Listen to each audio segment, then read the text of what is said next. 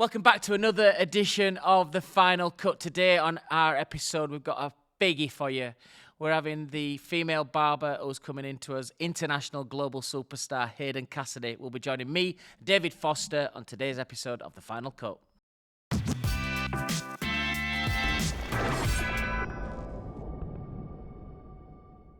Welcome again to another edition of The Final Cut. We've got a biggie for you now today. This is girl power, and we've got one of the best female presenters and probably any, I'm not saying female, male, best barbers in the globe at the minute with us here on The Final Cut. So welcome for the first time, Hayden Cassidy. Thank you so much, Simon. It's going to be a fun conversation. I'm excited. How are you doing? I'm good, really good. I think what we'd love for us to do on The Final Cut, and we've got David Foster here, the co-founder of BarberEVO, SalonEVO. I nearly said Andrew Bruce today. Do you know, you've called me a couple of things the last few days, Simon, but that's right up there. Well, listen, these are long weeks that we have in London. We want to get to find out a little bit about yourself. I think you are certainly flying the flag for female barbering in particularly, but also as well, I think I've been speaking and I'm doing a lot of research. I was in a college, you'd love this, and I know you've heard it for years about me when people say, "Who inspire you?" It's Simon Shaw, obviously. But how many female girls now are in it? Yeah. And I say, who do you look up to? Hayden Cassidy. So it's really nice, and we're going to find out about your journey and some of the highlights in your career as well. But first of all, for anybody who doesn't know you, just give us a quick 2-minute bio about yourself. So I'm Hayden Cassidy, originally from Dublin, from Ireland, and I've been barbering probably about eight years now. I always get a little bit blurred on the lines because I first picked up at clippers about probably 9 years ago and then kind of blagged my way into an apprenticeship a few months later. But yeah, I've been traveling, obviously educating the past 6 years. I've worked in Berlin, I've worked in Dublin, I've worked in London. I'm currently in London where I have my own studio, appointment only, one-to-one with clients. And yeah, it's been an incredible journey.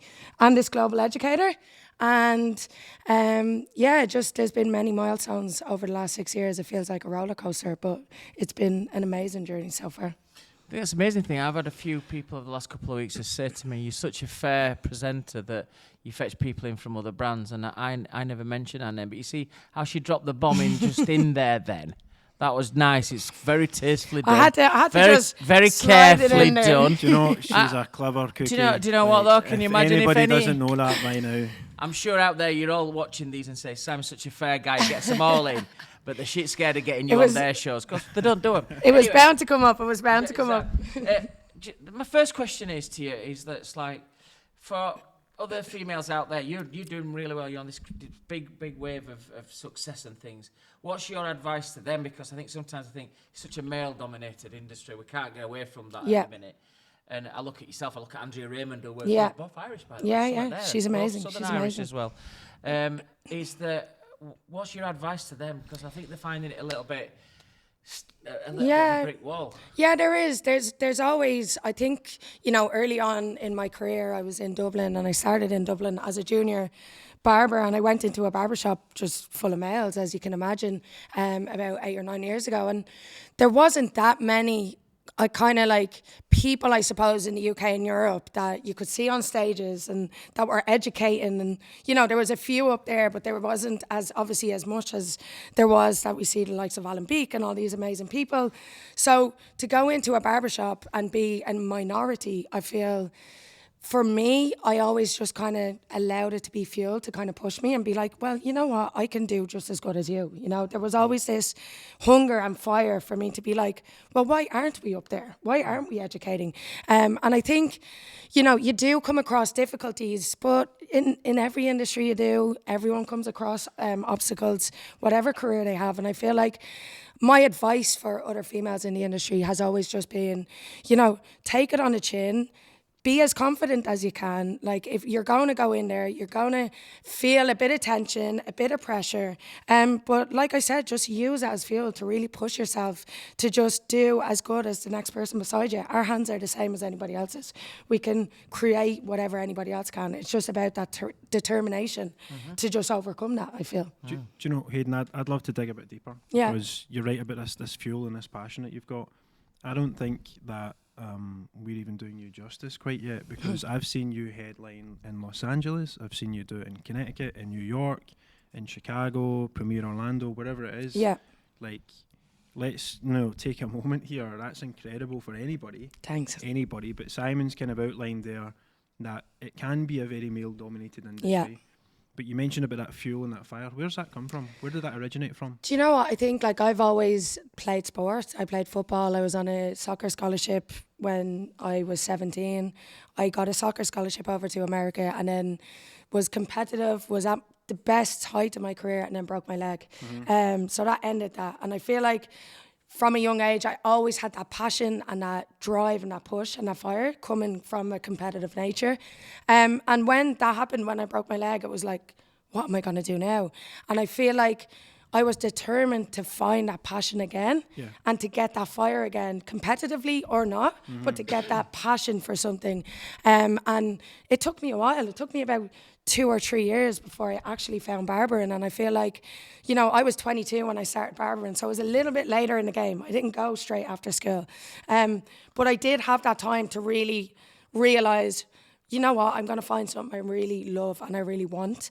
And when I got into barbering, I think that competitive fire and that passion really just, I replicated what I had for football and kind of put it in that. And then I was like, right, do you know what? I'm going to prove to myself, prove to everyone around me that I can push myself as much as I can. And, whatever comes my way, I'm determined to kind of overcome that. And I think that's where it came from. So you mentioned about the scholarship, and if I can just, again, go a bit deeper there, it was in the States. Yeah. When it came round to, as your career developed in barbering and opportunities were presented to you to go abroad, to go to places like the States, it's similar to Andrew and I in our story, BarberEVO and SalonEVO. And I look at it and I think, people say to me, what made you do business in the States? How did you overcome that challenge? And I said, well, I went on BritishAirways.com first, right? But do you know what actually made it a lot easier?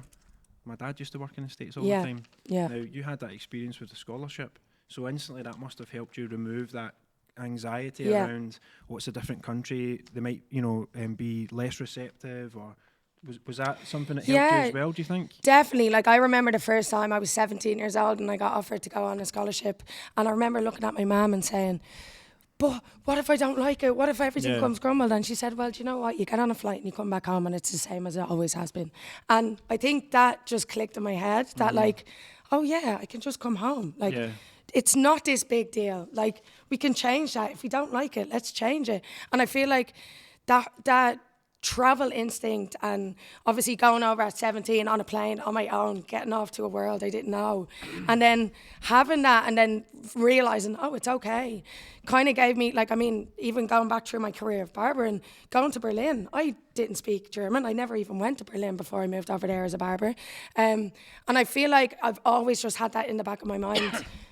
If it doesn't work out, you just go back and you continue where you started. You took Do you know that what experience I mean? and you actually took the best bit, and it removed that layer of anxiety, and it maybe enabled you to be more focused on the positive things. Exactly. Like, and that's it. I think sometimes what we can do, not only as barbers, but in every industry, I think we can overthink a lot, right? We're all overthinkers.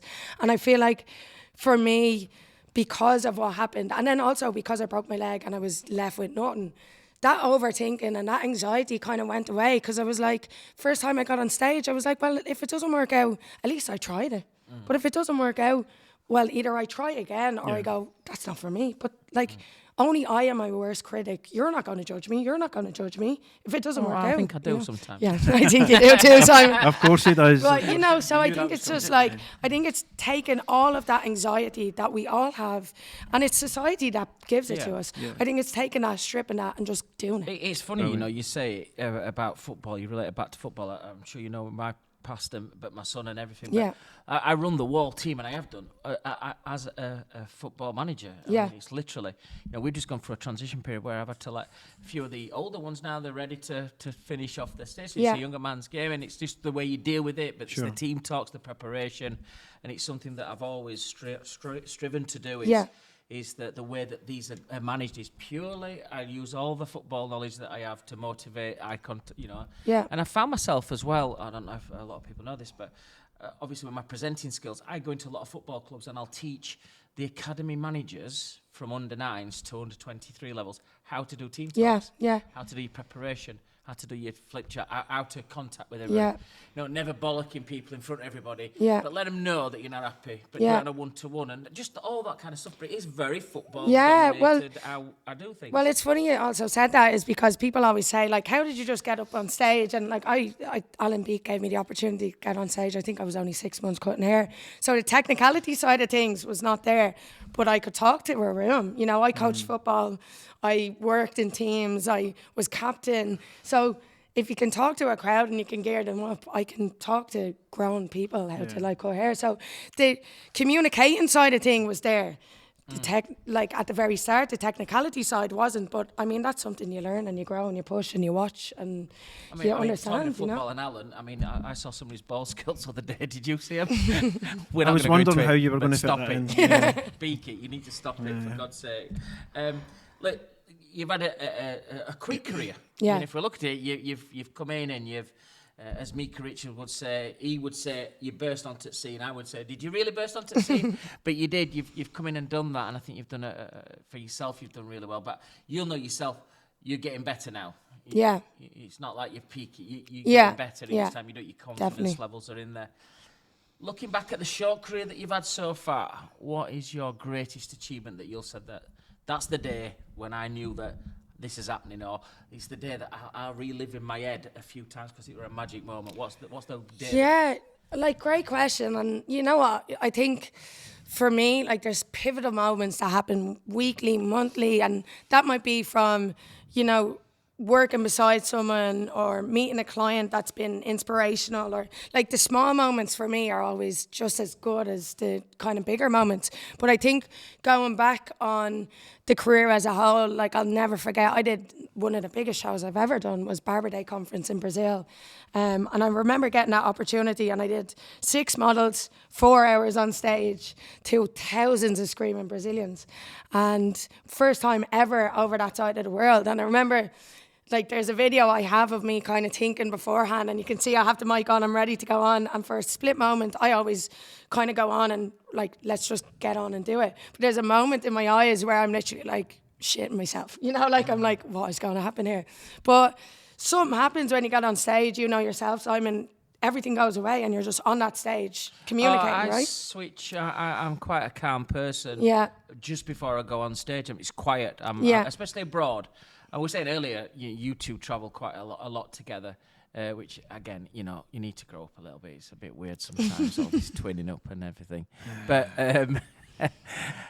one of the things that I tend to do is, and I'm going to ask you the same question: do you have any not pre-match, but pre-show rituals? Yeah. I'm very not superstitious, but there's certain things that I will do in an hotel before I'm going to go to the venue, or sometimes I'm a prima donna. I'm like, really? Yeah. Can you believe that? I would never have believed, Simon. Never. I'll say it to everybody. Where we're staying is the venue, and normally they have to we're doing the show's going to be in the hotel. It's going to be in the venue, and I'll have this little routine that I do, and it's always I want to walk behind stage on my own, and I've always got me headphones in. And I'll play National Anthem just before I come on. Wow, yeah, okay. it gives you that boost, right? Boosts me up, and everything goes out. Whatever you've got going off at home, whatever's on your job is that you've got 45 minutes. You're doing one haircut. You've got loads of stuff happening. That's it for that 45 minutes. Headphones, National Anthem, out we go. What's yours? Do you know what I love doing? That Brazil show was insane. It was a whirlwind. It was incredible. And what really calmed me down, I think beforehand, was chilling with the models backstage. And I love being behind a chair. I love being on stage, but I love being behind a chair. So getting to know the models, chilling, having a laugh. They always say, oh, you're nervous going on this big stage? I'm like, no, it's grand. I just treat it like a barbershop vibe, music's on, trimming hair, prepping the hair, whatever. And I think that not being out watching other people, I think being backstage with the models, prepping and just having a laugh. And then going on, you just walk on. Watch anybody else. No. Do you know, I think there's something in that, because anybody that knows you put them at ease. Yeah. And that's a real quality that a lot of folk don't have and won't be able to grasp. But you put them at ease. And I reckon if you are putting the models at ease, you'll get that back. Yeah, tenfold. exactly. It's and energy. Then that gives you that courage, and that it gives you that extra 5% perhaps Exactly. you need Yeah. to be able to do it with the audience there. Exactly. And honestly, that is something that's very, very apparent with you. Yeah, I think when, especially on these stages, right, like 5 models going on stage for 4 hours, or even Modern Barber, Salon, whatever it is, I think as long as you can grab that energy and that vibe and just not only reassure yourself, but reassure the people around you, like, come on, it's going to be good. We're going to have a good time. You know, we're putting on a performance. Let's just all have a great time. And you're right, you know, you put on your intro music, your models are walking out feeling great, and you're giving them that boost. So you're right. It just, it reflects you, right?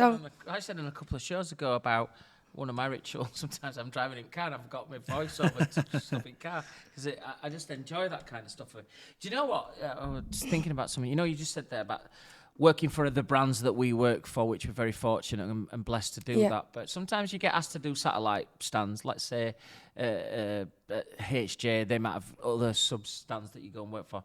You've not got your own crowd, so it's like playing away from home. So you go to these stages, and sometimes they've got, all you have is a little name that Aidan Cassidy's on at 2 o'clock. You turn up there, you've got your soundtrack, you might have your intro video, but sometimes you haven't got the audience there.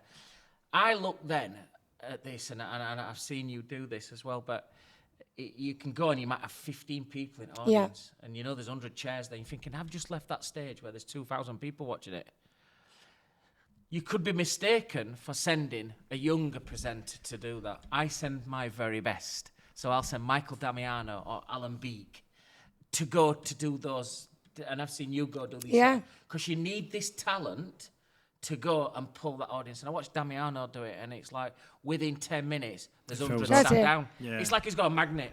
Yeah, and that's it. I mean, there's nothing, like, as much as the big stages are great, but there's nothing like when you're doing a small booth anywhere, and you're doing a small booth, and next of all, you look up, there's one person hanging on to every word, and then the next time you look up, there's 50, and then there's 100, and you're talent. Like, yeah, do you know what, that must be like something you wish you could bottle and just drink over and over again. That must have been an incredible feeling. He's selling it next, after this podcast, that's his next venture. Well, yeah, it's maybe next venture, obviously. I think you've always had that knack, we've worked very closely together the last couple of years, but you know when you're in a room, when we speak, you've got that knack. Yeah. If I speak, I know I drag people. Yeah. I tell you where the real talent is. I don't know if you've done it yet. So coming out of the barbering, coming out of hairdressing and everything, if you're at home, if you're at a wedding or a christening or something, then you speak. That's when people come up to me and say, do you do TV stuff? I'm like, you're shit hot talking to people. I'm like, that's what I do for a living. Exactly. You only know when you come out of our field, because we get judged quite a lot by other barbers and other people. Well, these lot do. I'm obviously on a different level. But it's like, kind of like when you're in that arena where you're away from everything else, that's when people say to you, oh, mate, I can imagine you're the same if you went to a wedding and you had to do a speech and stuff. You'd be really good at getting up there and getting everybody going. Yeah.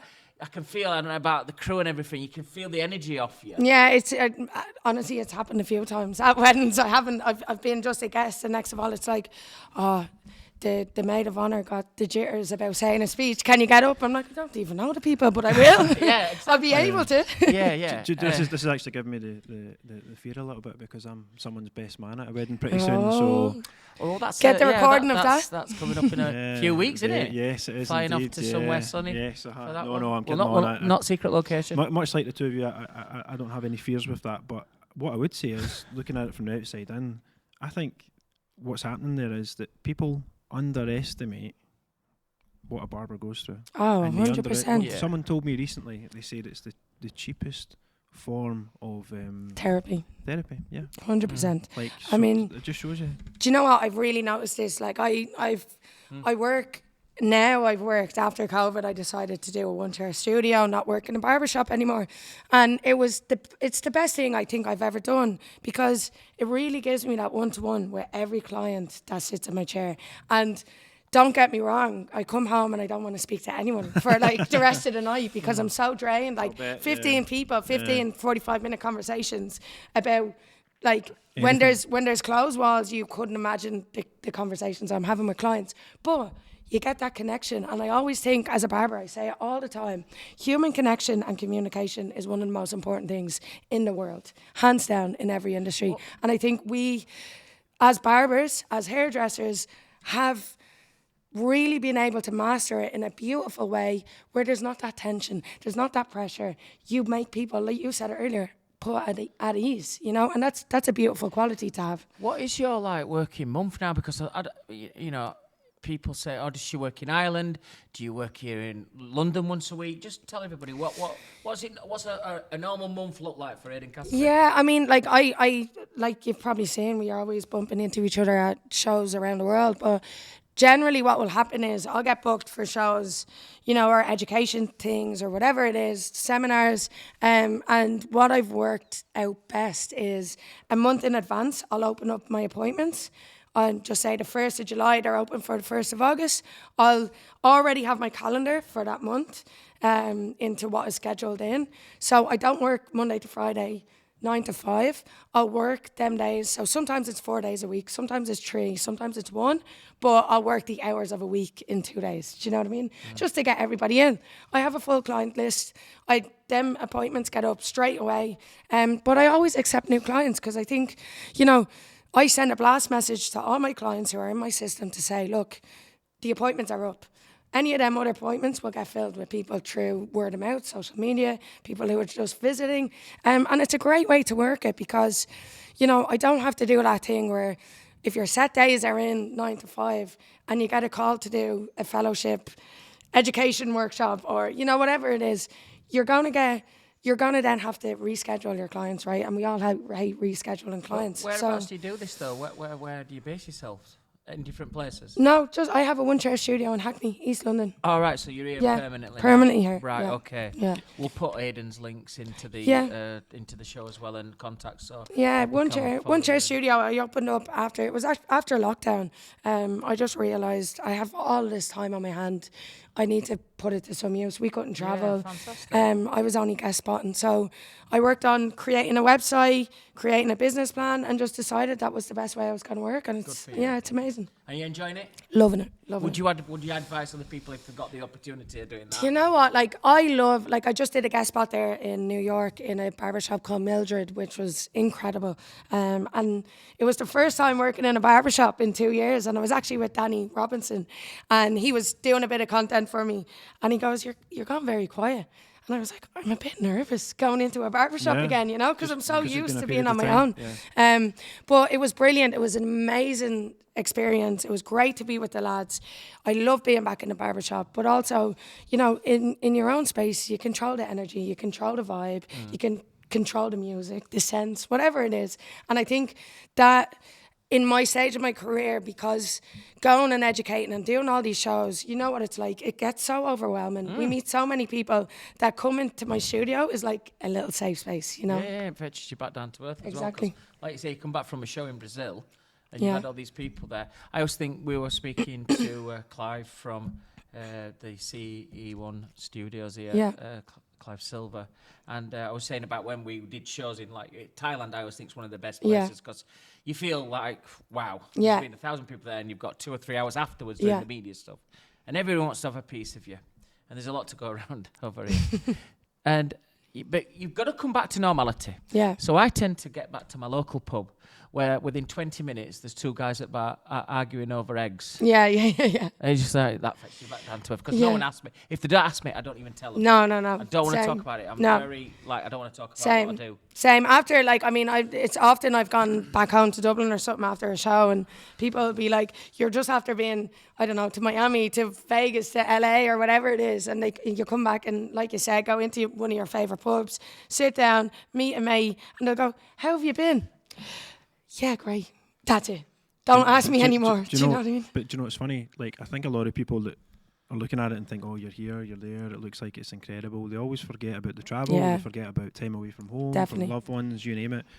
And I get that feeling as well. It's almost like, you know, how have you got nothing to say? And it's like, you guys travel quite a lot. This is it. Like, this is it. You know, crazy spells of travel. But you genuinely do. You kind of swallow it and you kind of bury it. Yeah. And there's only so much you'll give out, but it has to be when you're ready. Exactly. And for that conversation. Yeah. And folk don't understand that. Yeah, a question for you, because obviously you're in North America a lot with your magazines, and I always look at BarberEVO in particular, probably being now the #1 magazine in America. So you've done it the other way around, haven't you? You've smashed America, then come back to the UK, where a lot of people try and do it the other way around. Do you see a lot more? Because I do when I'm in America, I see a lot more Aiden's about, and it's a lot stronger there than what is. She's kind of flying the flag here for everybody. And do you see a lot in the magazines? And do you know what it is that always impresses me? And I've said this to Hayden on many an occasion, but it's almost normal for us to see her headlining, Connecticut Barber Expo stage, Premier Orlando stage, whatever it may be. It's normalised now, but that's a shame. It's normalised because it's almost like we lose sight of how amazing that is. Yeah, that's incredible. It is always. I will have to say, it's always nice. I think when we're away and we're at these shows, and obviously you're far away from home, far away from your industry, your community that you're used to, and then you see these two lads, and you're like, it's okay. I have a bit of home with me. Yeah. If you guys were all about, forgive me if you were, but I'm going back about 6 or 7 years, probably just before your time. But you'd end up going to a place like North America, Chicago, or you'd be in Canada. And there's like a group of English guys that were always at these events. That's what happens. You'd see still. Joff, Rob Braid, the late Sam Wahl. Yeah. And it's like a safe part. Yeah, definitely. Even though you weren't like working with them, it's like you'd always make sure you had a beer with them in 100%. an hotel, and I think a lot of people don't see that. I mean, No. Yeah, I mean, you work with at your brand. Yeah. He'll tell you how close I've become with him in terms of I'll give him advice, I'll talk to him, we'll share stories with each other. I think everybody thinks everybody's enemies, and that's just definitely not what definitely it is. Do you know what? The biggest saver, I think, Connecticut Barber Expo was one of the biggest shows like that in my mind. I was going to, I think, last year, and in the corner, the way the stages are, like you can kind of see the whole hall. One side I could see Danny, the other side I could see you guys, the BarberEVO lot, and then I could see Alan, and we all, after every haircut we did, we all went, right, how was it? It's almost like hummingbirds, isn't Yeah. it? It's like it's like a dose of what your normality is, and actually it's nice just to kind of share it because you appreciate the travel that's gone in, the effort that's gone into that point, and even just like I find I've got to tone down the accent. I've got to 100%. Americanise this, right? What you say? Exactly, but I'm struggling here, by the way. Yeah, even two that, strong though, accents. Like, you have to, sometimes you do have to strip Before it we back. finish this episode, I'll tell you both a little joke as well. Before we finish, I've got to do the the usual final cut. Have you got it? I've got it already. It's a long one, but it'll be quick because the crew are looking at me. Aidan, what's your favourite place you've ever worked? I would probably, the two places that I think really stand out for me was the Brazil, amazing people, so energetic, so passionate, so lovely. Indonesia was another one that was also incredible. Just to allow your career to get you to places like that is unbelievable. I love to travel. One of the reasons I got into barbering was to travel. And I've seen more of the world that I could even imagine, But there's places in Europe I love as well. Greece is incredible. The barbers are so welcoming. And good as well. Yeah, Spain. I've done a lot of work with Spain lately, and they've been amazing as well. And, everywhere you go, I think what's beautiful is you're introduced to the same industry but new communities, right? And that's a beautiful thing, and I'm so grateful for that part of the job. I think you said something there, and it's true. Obviously I'm a lot older than you, but I would look in my career, and I don't look it. I would look in my career and think I've travelled places I would never have gone on vacation. Yeah. And I've actually gone back to those places 100%. on vacation because I enjoyed it so much. 100%. But I've been to places where you've gone once and you've experienced it, probably won't ever go back, but I can put it down that I've done every continent. And it's nice to tick these places off and work in them. See, when people talk about, when they come out of school and they're looking at it and thinking, what do I want to do with my life? And barbering and hairdressing, unfortunately, isn't always high up that list. But if you think that the places you guys have been to, the two of you, and the opportunities that you've had, and then, as you say, sometimes you'll go back to have vacations in these places, and you're doing that for your job. That's incredible. 99% of the population could dream dream of that. Hey, I just came back from Miami. I did a workshop with Josh LaMonica, and literally got there, landed on the Friday night, went to bed, woke up on the Saturday. Right, what do we do now? have a day of rest. Went down to Miami Beach, and that's a work trip. I was like, it is. It's what incredible. is this? We were talking, and I was saying that, now I will travel, and I'll get there the day before I'm working. I have a full day for prep. But then I used to want to take my case to the last seminar 100%. day, and then I'd be like getting the plane. As soon as I finish I'll go the day after, and I'll do a tour, or I'll go on a tour bus and have a look round. And it makes a massive difference. I've done it the same the last couple of trips where I've like, do you know what? I really just want to experience this place rather than going from place to place to place. Like sometimes our schedules, we have to do that. But I think just, like this year especially, and I think after COVID, to be honest, I realised the opportunities that we did have. And there's nothing like stepping off the plane, putting your suitcase away, going for a walk in a new city and just grounding yourself. That's the moment, yeah. Do you get other girls asking you for advice? Do you get any direct? Definitely. You do get that? Yeah, all the time. I mean, I'm honestly, anybody even listening to this podcast, I'm always here. And I had amazing mentors along my journey. Alan Beaker's one of them. He's always been by my side, always for any advice that I've needed from the very beginning of my career. And I'll always be so grateful for that. And I think as barbers who have gone around and have seen parts of the industry that maybe many people haven't, I think it's always so important, which is great why we're doing podcasts like this, to share experiences, to be open about the good and the bad, and to give advice when it's needed. Because, there's been words that I've got from some mentors along the way that I think I still to this day will carry them, and they'll still be, I'll still do something and I'll think back to a piece of advice maybe someone gave me and I'll go, I needed that right now. I needed to remember that piece of advice. Yeah. So my books, my DMs are always open for people who are looking for advice. Excellent. Well, you heard it here on Final Cut. She's open for all kind of counselling, mentoring, free of charge. She's open 24 hours a day. And the cheapest form of therapy. We're going to put Aidan now through the Final Cut mill. We're going to find a little bit about your personality. First question, quick fire questions. Okay. Night out, Danny or Killian? Danny. Woo! Robinson, Yes. eh?